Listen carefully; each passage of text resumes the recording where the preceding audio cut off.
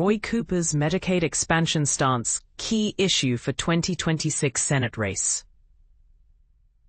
Roy Cooper may be the key to Democrats' success in the 2026 midterms, with healthcare at the forefront of his campaign. This issue is not just a political talking point. It's a matter of life and death for hundreds of thousands of Americans. But here's where it's controversial. Cooper, former governor of North Carolina, is officially running for the U.S. Senate with a campaign message centered around healthcare. Specifically the potential death of Medicaid expansion. This is a bold move, considering he was the very governor who made Medicaid expansion a cornerstone of his legacy. By highlighting Republican efforts to cut Medicaid, Cooper is not only setting the tone for the 2026 election, but also taking a stand on an issue that resonates deeply with voters. Already, Cooper's campaign is off to a strong start, with fundraising efforts and public statements emphasizing the Republican attempts to strip healthcare coverage from millions. He's not shying away from the spotlight, declaring in a recent MSNBC appearance, "We knew we had accomplished something getting health insurance to people who had never had it before. Now, Washington Republicans are going to strip it away." This is the part most people miss. But here's where it gets even more interesting. Cooper's Republican opponent is expected to be Michael Whatley, a staunch ally of Donald Trump. This sets the stage for a showdown where Whatley will have to defend Trump's controversial healthcare policies, particularly the bill that could strip healthcare coverage from hundreds of thousands of North Carolinians. This is a bill that Tillis, the outgoing Republican senator, has called devastating to North Carolina.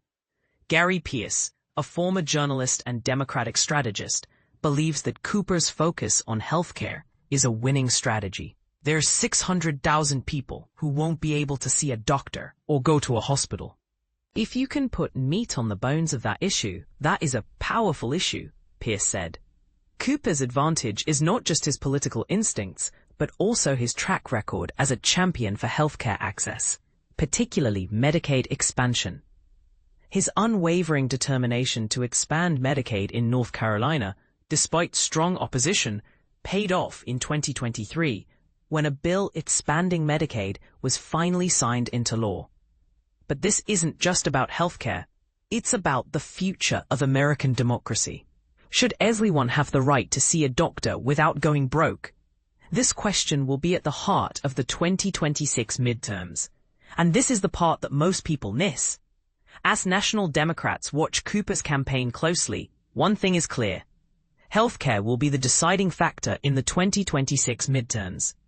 It's not just about winning an election, it's about saving lives. So what do you think? Is healthcare the winning issue for Democrats?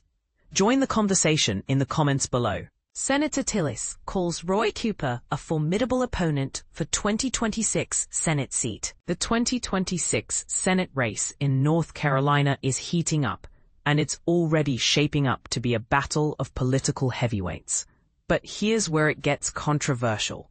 Senator Thom Tillis, who recently announced he won't seek re-election after clashing with President Trump over the so-called Big Beautiful Bill, has now weighed in on the race, and his comments are raising eyebrows. Tillis didn't hold back when discussing former Governor Roy Cooper, a Democrat who officially threw his hat into the ring on July 28. He left as a relatively popular governor, Tillis noted, though he didn't shy away from highlighting their past policy disagreements. And this is the part most people miss. Tillis went on to call Cooper a formidable candidate, a nod to Cooper's success in winning 2 gubernatorial races, a feat that can't be ignored in a state as politically divided as North Carolina. But Tillis wasn't just focusing on the Democratic side. He also shared advice with Michael Whatley, the expected Republican candidate and current RNC chair, who recently secured President Trump's endorsement. Michael's got to be prepared for the criticism he's going to face, Tillis warned, acknowledging the unique challenges Whatley will encounter both as a party leader and as a candidate. This includes unfounded attacks, the same kind Tillis himself would have faced had he run again. Here's the kicker.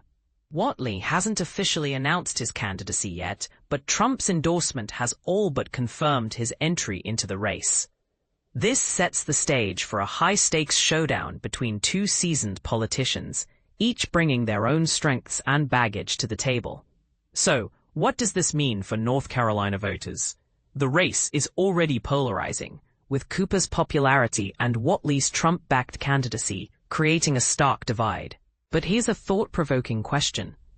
Can Whatley's National Party role be both an asset and a liability in a state where local issues often take center stage?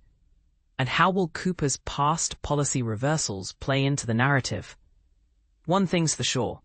This Senate race is going to be a wild ride, and the outcome could reshape the political landscape in North Carolina for years to come. What do you think? Is Tillis right to call Cooper formidable, or does Whatley have what it takes to flip the script? Let us know in the comments.